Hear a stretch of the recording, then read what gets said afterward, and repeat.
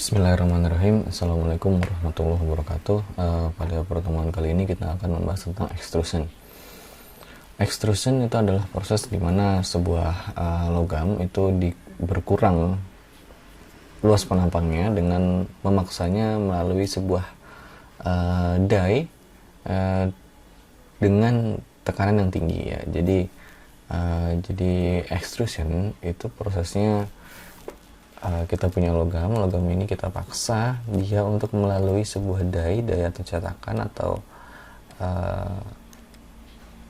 ya biasanya gini, ini ada lubangnya di bagian sini ya. Isi material kita ini yang awalnya ukuran yang segini, dia akan keluar dengan ukuran segini.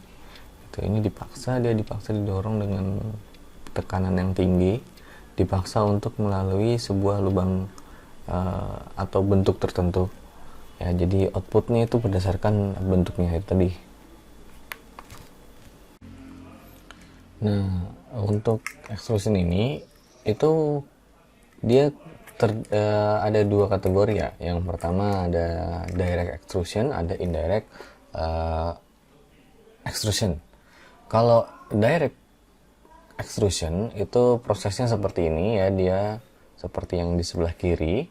Itu ketika kita mendorong ya, jadi kita mendorong menggunakan ram, dan kemudian material hasil extrusionnya itu akan keluar dari sisi yang lain ya, seperti itu. Nah, sedangkan yang indirect extrusion itu adalah prosesnya nggak langsung, jadi dia kita dorong, dia nggak langsung keluar dari sisi yang lain, tapi dia keluar dari bagian yang ada di tengah-tengah ramnya. Nah, lebih sering di proses indirect extrusion ini yang bergerak itu adalah si kontainernya ini. Jadi si kontainer sama closure plate-nya ini dia bergerak ke arah ram yang diam gitu loh. Jadi ramnya ini diam, sedangkan si kontainer sama closure plate ini dia bergerak ke arah sini gitu loh. Dia lebih sering seperti itu. Kalau yang direct extrusion kebanyakan ramnya yang bergerak gitu. Nah, kemudian ada lagi ini ekstrusi dari produk yang bentuknya seperti tube ya. Kalau tube itu prosesnya kayak gini. Jadi dia ada kabel di sini. Kabel ini nanti akan masuk ke dalam kontainernya dia ya. Jadi ini kabelnya akan terus berjalan ke arah sana, bergerak. Sedangkan ini ada larutan logam cair ya. Logam cair ini nanti akan melapisi si kabelnya ini dan keluar bersama kabelnya gitu. Itu proses ekstrusi untuk produk dalam bentuk tube. Kemudian untuk komponen-komponen yang ada di dalam sistem ekstrusi ya, itu terdiri dari beberapa komponen ya. Yang pertama di sini ada wedge ya. Yang pertama nomor 1 itu adalah wedge. Nomor 2 ini adalah die head ya. Nomor 3 ini adalah container. Nomor 4 ini adalah mana nomor 4 ini ya, ini adalah liner. Nomor 5 ini adalah die holder. Yang nomor 6 ini adalah die-nya. Kita bahas satu-satu ya. Yang pertama dulu. Yang pertama itu adalah wedge. Wedge ini adalah tempat duduknya komponen utama dari ekstrusi ya. Jadi komponen utama ekstrusi itu adalah die ya. Nomor 6 ini die, ada die. Die itu yang ini. Die itu yang ini. Die-nya itu yang ini, yang ini. Ini adalah die-nya. Terus yang luar ini adalah die holder ya.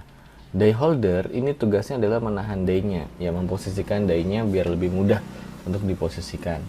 Kemudian ada lagi die head. Die head ini adalah tempat kita naruh die. Kita satu paket die holder dan die ini itu kita pasang di yang namanya itu die head.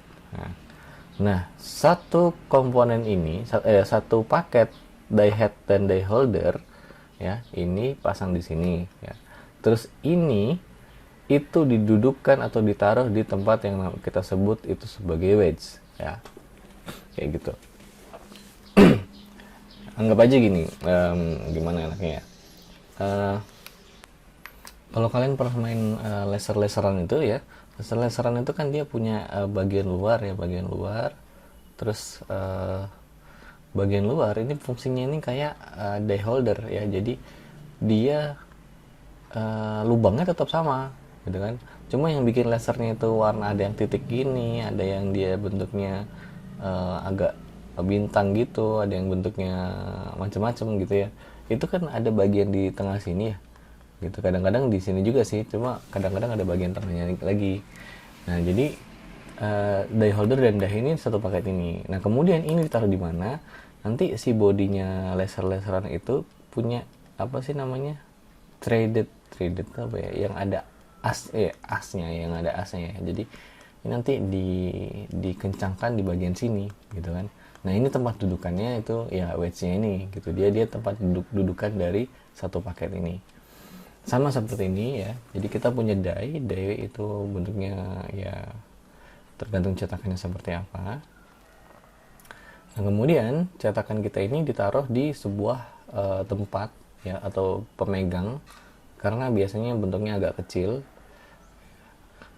Nah, biar lebih mudah dipegang ya, dan lebih mudah untuk dipasang gitu ya, lebih ajek lah istilahnya. Nah, kemudian die holder kita ini ditaruh di sebuah die head ya, tempat si headnya ini, tempat si die-nya ini. Jadi sepasang die itu ditaruh di sebuah tempat. Nah, tempat ini itu didudukan pada posisinya itu yang nama tempatnya itu adalah wedge ya, adalah wedge gitu. Bagian yang sini, bagian yang sebelah kiri ya, bagian sebelah kiri. Nah, kemudian bagian yang sebelah kanan ya, untuk bagian yang sebelah kanan itu ada container dan liner. Container itu menjaga ya, kalau istilah container itu biasanya kita menjaga sesuatu agar tetap di dalamnya, gitu ya, untuk menjaga sesuatu yang ada di dalamnya, itu namanya container. Nah, container ini menjaga yang ada di dalam kontainer ya, yang ada di dalam kontainer itu kan berarti ini semua yang ada di dalam sini agar bisa apa ya, agar dia nggak kemana-mana gitu loh, agar dia nggak kemana-mana, biar yang si linernya ini nggak keluar, biar yang ada nanti keluar dari sini juga nggak belebar kemana-mana gitu ya. Itu kita gunakan kontainer ya. Nah, kemudian ada lagi liner. Liner ini fungsinya itu untuk melapisi si kontainer ini. Nah, maka jadi dia melindungi si kontainer ini ya dari kontak nozzle yang panas, terus dan hasil keluaran dari ekstrusi ini yang juga panas gitu. Nah, maka dari itu si si liner ini itu dia kena termasuk yang berkali-kali ya, terus-terusan gitu. Jadi termasuk kena lagi gitu. Menyebabkan biasanya dia yang paling cepat habis duluan. Kalau si liner ini habis duluan, maka dia diganti ya. Kenapa yang liner ini diganti? Ya karena biasanya itu komponennya kecil dan mudah diganti gitu dibandingkan dengan yang lain. Komponen-komponennya besar, butuh spesifikasi tertentu gitu kan. Sedangkan yang liner ini biasanya dibuat lebih mudah gitu kan. Kalau emang salah satu teknik dalam mendesain itu kita harus mengorbankan salah satu komponen kecil agar lebih mudah ketika kita melakukan penggantian spare part seperti itu. Nah, kemudian ini adalah bentuk dice-nya ya. Ada dice yang dia bentuknya seperti A ini, dimana permukaan yang bagian sini, bagian keluarannya itu flat ya, ini flat. Nah, sedangkan ini dia ada sudutnya, maka ini kita sebut sebagai conical. Conical atau ada bentuk konnya di bagian keluaran ya. Atau di bagian ya. Jadi kalau flat ini yang flat ini adalah entrance-nya, masuknya bukan keluarnya ya tadi ya. Day entrance yang bentuknya seperti ini flat atau yang bentuknya seperti ini conical. Conical itu berarti ada sudutnya gitu.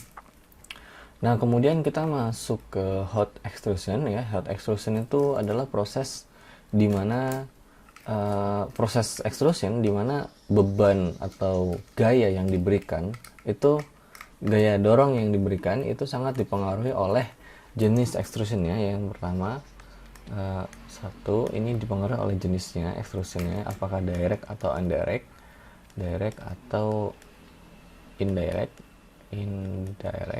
Nah, kemudian ada yang kedua itu extrusion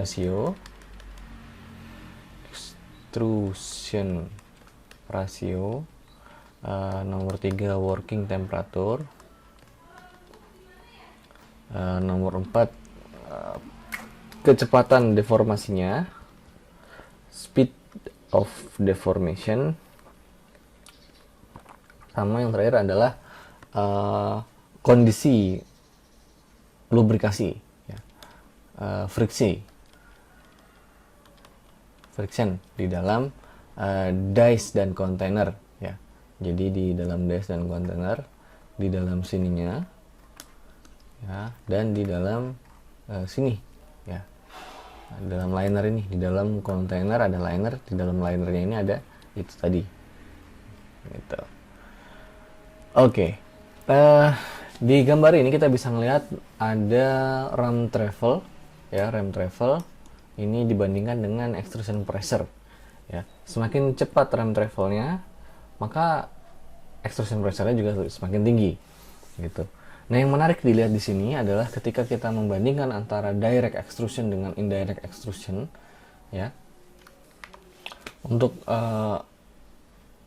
direct extrusion ya, kita punya titik yang tinggi di sini ya.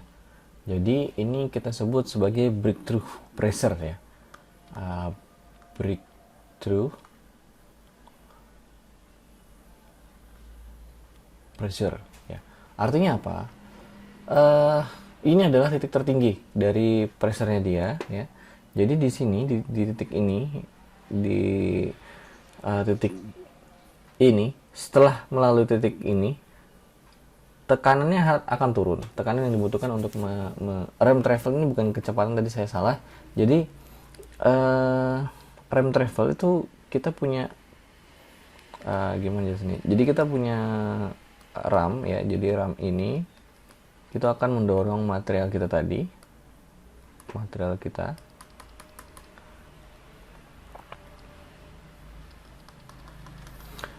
ini akan didorong oleh si ram tadi melalui di dalam kontainernya dia, terus dia akan melalui dies-nya gitu ya. Di sini akan ada dies ya, bentuknya akan macam-macam ya, nggak ini untuk mempermudah aja. Jadi rem travel ini akan berangkat dari titik nolnya dia, titik pertama bersentuhan dengan materialnya, kemudian berjalan terus sampai dia keluar dari materialnya, keluar dari dies-nya, keluar dari extrusion ini. Nah, kenapa di atas ini ada yang naik sampai tinggi sekali ini ya? Peningkatan ini terjadi ketika si ram ini ya, mendorong material agar materialnya ini berkembang dulu mengisi seluruh bagian dari kontainernya.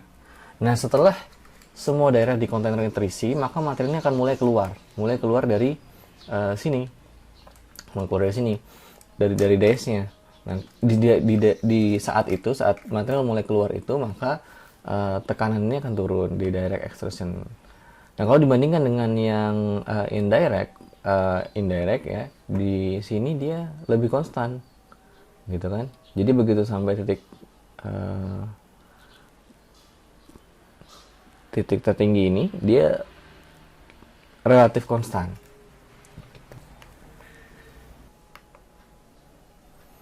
Nah, ini bisa terjadi gara-gara apa? Karena di sini kalau misalnya kita bandingkan tadi bagian yang extrusion yang direct sama indirect ya. Ini direct ya, ini direct. Jadi ketika kita dorong material kita dari sini, materialnya akan keluar di sini. Dan di bagian sini itu bisa material kita ini bergesekan dengan kontainernya ya. Atau ada interaksi antara uh, ada relative motion. Ya, relative motion tuh satunya bergerak dengan kecepatan yang berbeda dengan yang lainnya, gitu kan? Ya, kalau di dalam kasus ini si kontainer kita ini gerakannya itu sesama dengan nggak sama dengan produknya, gitu. Sedangkan kalau indirect kita lihat di sini ya. Jadi kalau indirect ini biasanya sama. Jadi yang tadi itu nggak terjadi di sini, makanya dia tekanan yang dihasilkan akibat pergerakan ram ini itu relatif stabil ketika indirect extrusion. Ya, jadi ketika indirect extrusion itu material tuh keluar begitu saja gampang gitu loh. Material keluar begitu aja gampang, dia nggak bersentuhan dengan bagian kontainernya ya. Sedangkan yang di indirect itu sedangkan yang di direct itu dia bisa bersentuhan dengan ada relative motion antara antara produk atau si billetnya itu dengan container wallnya. Itu yang menyebabkan adanya peningkatan di sini ya, kemudian turun ketika di hot extrusion seperti itu. Kemudian ini adalah distribusi tegangan yang terjadi pada distribusi strain. Kalau kita ngomongin deformasi ya, distribusi strain pada proses ekstrusi ya. Jadi ini ada empat ya. Yang pertama itu awalnya terjadi nearly homogeneous deformation. Terjadi ketika lubrikasinya baik ya. Jadi ketika lubrikasinya baik, maka hasilnya bisa mirip-mirip ketika homogen gitu ya. Jadi di bagian sini ini nearly homogen ya. Kalau dilihat dibandingkan dengan yang ini ya, ini sangat tidak homogen gitu, apalagi yang ini gitu. Nah, sedangkan yang ini bisa dibilang homogen ya, walaupun dia mengecil tapi dia sama antara bagian-bagian di bagian-bagian itu distribusi strainnya sama gitu.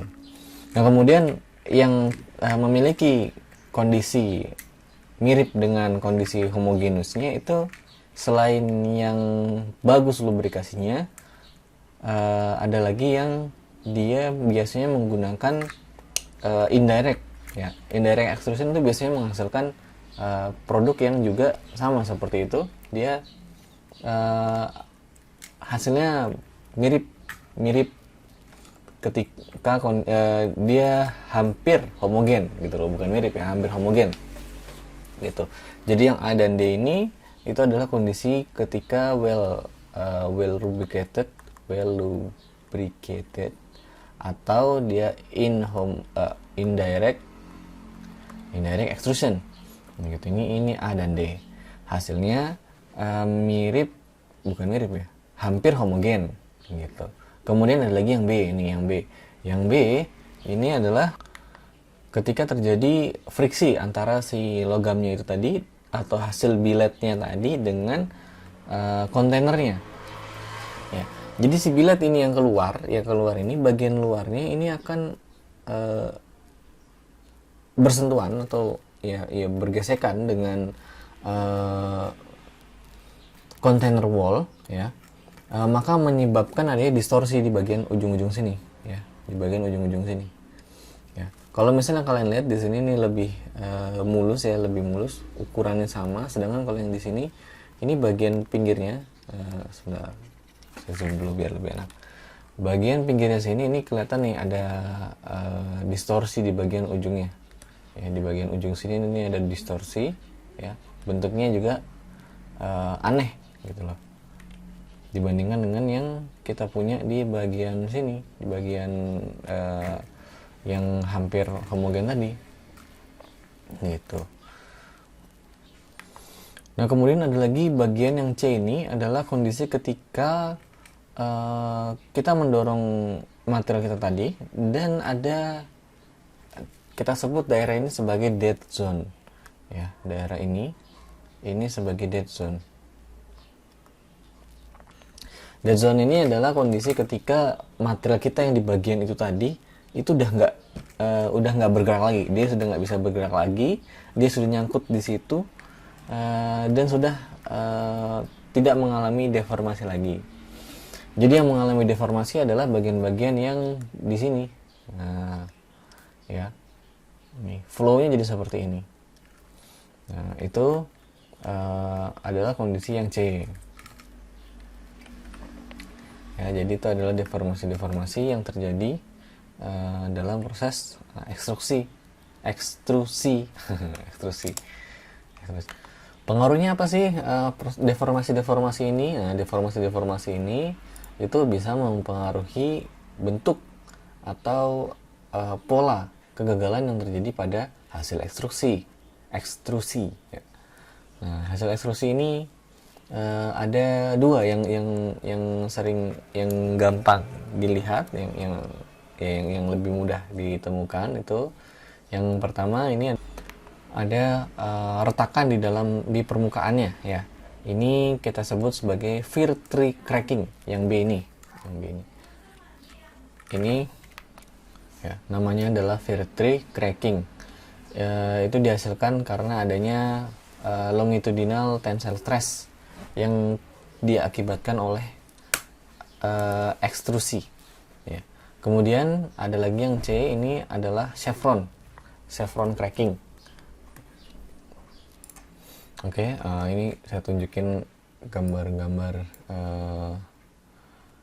apa namanya, fir tree cracking. Itu bentuknya seperti ini ya, jadi ada retakan-retakan yang arahnya sesuai penampangnya, lebih kelihatan yang ini kan. Kemudian ini yang chevron marks ya, chevron marks itu seperti ini dia bentuknya, jadi ada arahnya, dia kayak nunjukin arah ya. Chevron mark itu mirip kayak yang biasanya di sudut-sudut pertigaan-pertigaan kayak gini-gini nih. Nah, ini chevron mark namanya. Oke, sekarang kita lanjut lagi.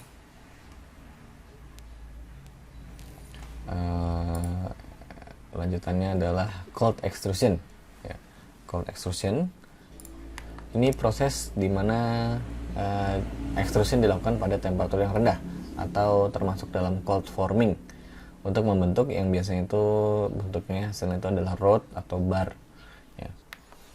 Dan produknya itu hasilnya biasanya kecil-kecil, biasanya untuk kayak spark plug, terus shaft yang kecil-kecil, yang pin, hollow cylinder, atau kaleng.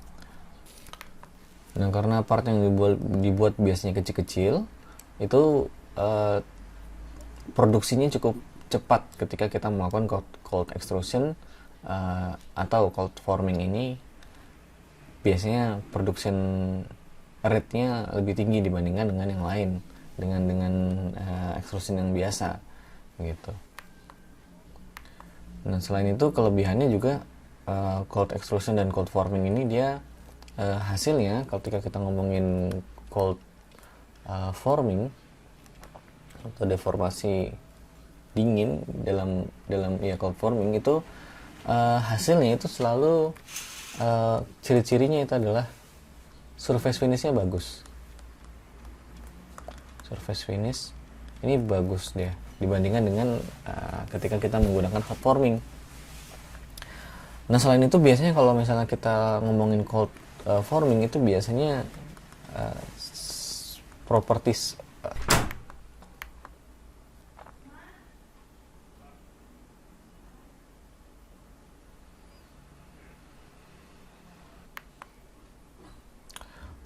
kontrolnya juga, properties kontrol itu juga bagus ya, lebih mudah dikontrol ini hasil-hasil dari cold forming itu biasanya lebih mudah untuk dikontrol.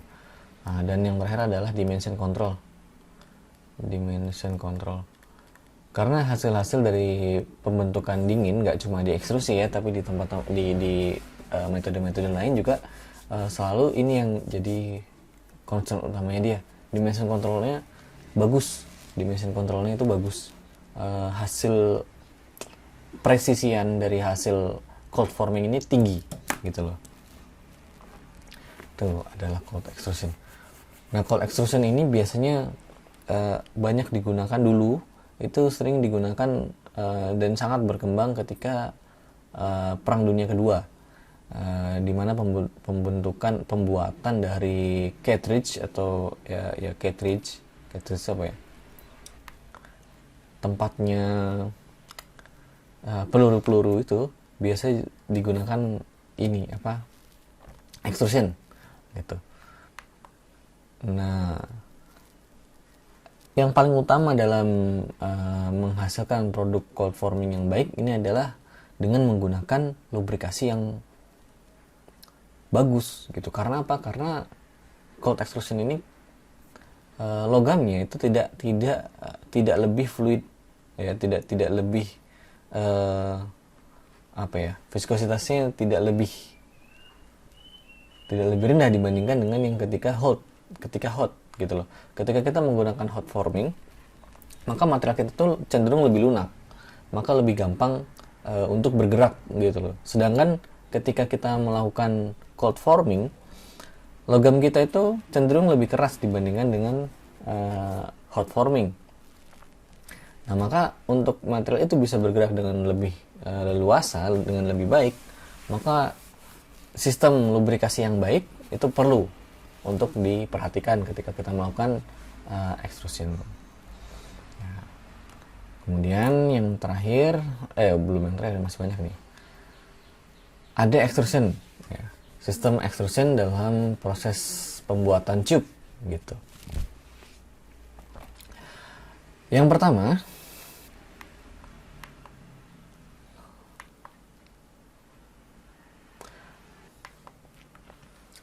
hasil dari proses ini biasanya dalam permukaan bagian dalamnya itu banyak yang mengalami oksidasi gitu loh. Makanya udah agak jarang digunakan. Nah, yang lebih sering digunakan, yang lebih metode yang lebih enak digunakan itu adalah dengan melakukan ekstrusi dari tube dengan menggunakan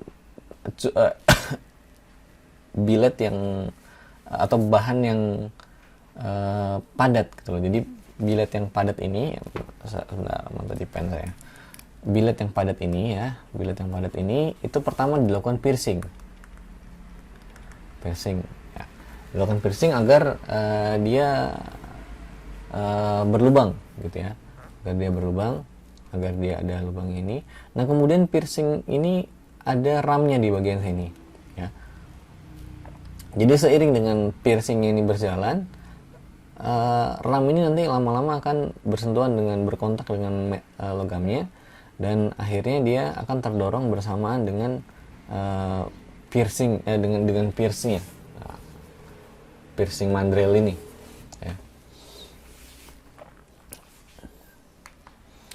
Nah, ini akan menghasilkan material yang tentunya si material kita ini akan keluar lebih cepat dibandingkan dengan pergerakan piercing mandrelnya ini ya. Karena bagian sini yang kecil ya tadi itu kita menyebutkan istilah relative motion. Jadi karena bagian ini yang bagian ini kecil ya, pergerakan untuk istilahnya apa ya, debit material yang berpindah di dalam sini ya, itu harus sama dengan yang keluar. Sedangkan cross sectionnya itu lebih kecil, maka itu akan menghasilkan aliran yang lebih cepat dibandingkan dengan yang di dalam sini ya. Makanya material kita ini, tube-nya ini akan memiliki relative motion dibandingkan dengan piercing materialnya gitu. Nah, ada lagi metode yang ketiga yang lebih yang sudah cukup dioptimize, itu biasanya digunakan pada aluminium dan magnesium alloy. Nah, dia menggunakan porthole, ya, porthole. Ini porthole ini dia punya 4 lubang, ya. 4 lubang ini kemudian eh, mengalir ke daerah yang kita sebut dia sebagai welding chamber. Nah, welding chamber ini fungsinya itu untuk menyatukan bilet-bilet yang sudah masuk dari lubang-lubang entrance tadi, ya. Jadi lubang-lubang ini, ya, lubang-lubang ini tadi ini dimasukin bahan bakunya. Nah, kemudian di dalam welding chamber ini di bagian sini itu nanti dia akan menyatu, ya, semuanya tadi akan menyatu dan mengalami proses welding. Nah, karena material sekarang gini, pertanyaannya gini, aluminium dan magnesium ini kan sangat mudah teroksidasi, ya. Makanya kenapa kok malah di welding gitu kan? Nah, karena prosesnya itu terjadi di dalam dice-nya, ya.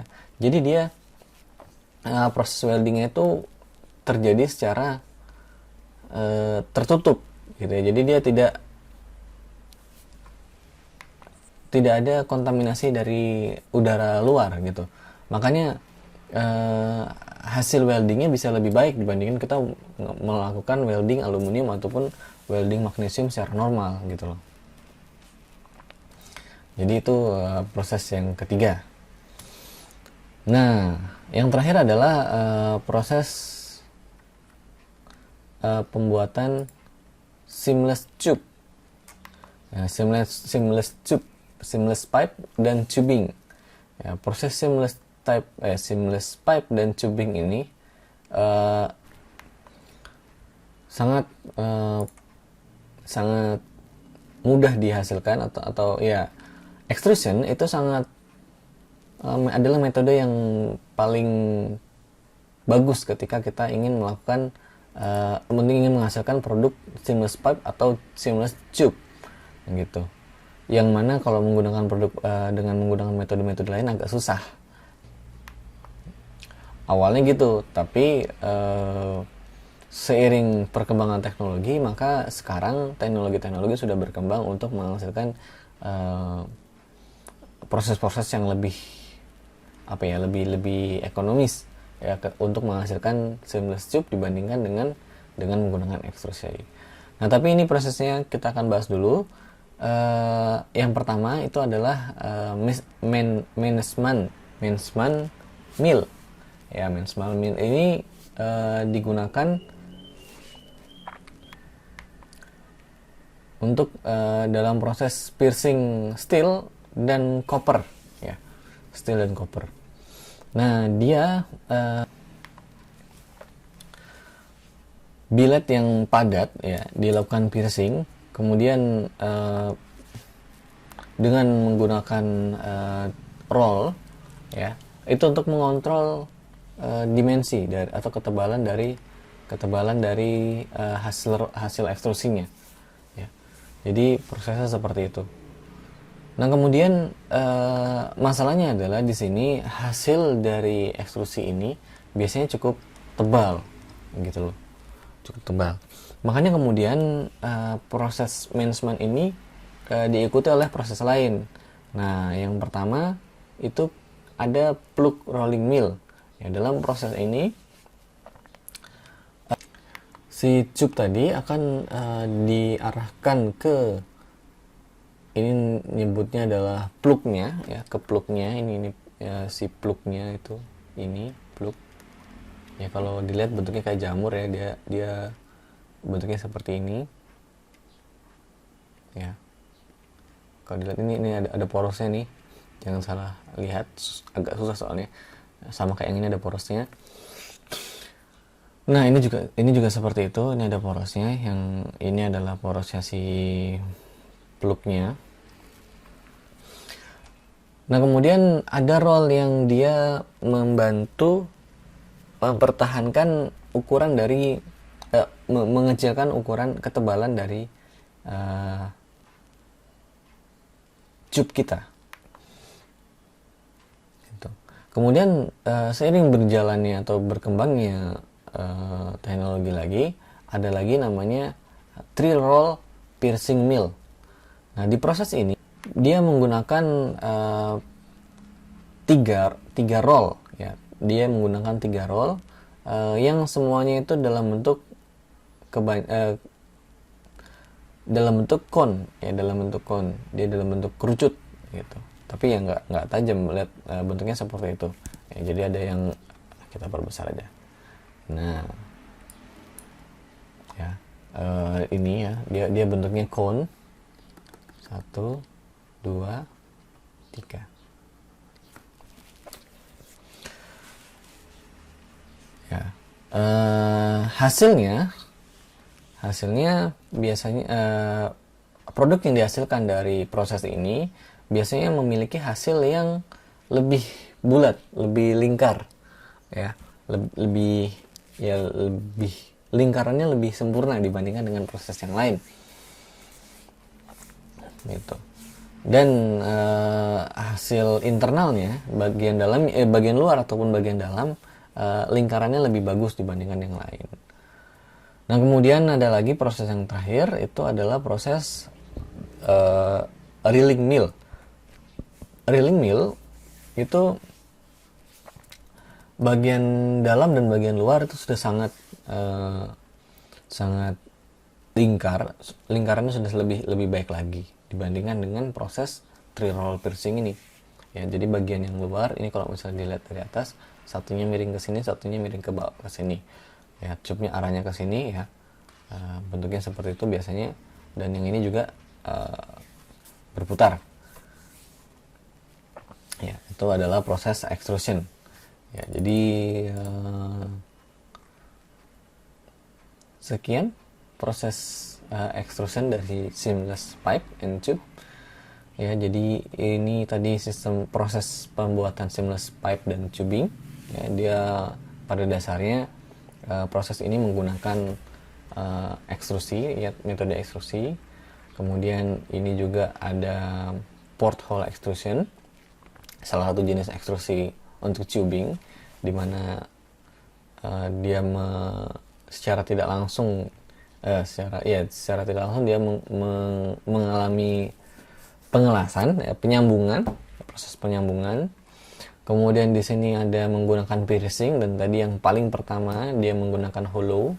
Kalau yang menggunakan hollow itu prosesnya mirip dengan yang seamless pipe ini, yang ini dia sudah hollow tapi hanya mengalami penurunan ketebalan. Kemudian ini kita bahas juga hot dan cold extrusion. Ini ada kegagalan dalam proses ekstrusi, deformasi, komponen-komponen dalam sistem ekstrusi,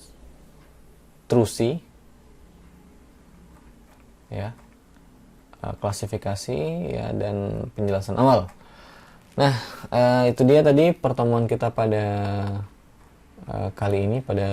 pertemuan kita kali ini tentang ekstrusi. Semoga materinya bermanfaat. Saya akhiri. Assalamualaikum warahmatullahi wabarakatuh.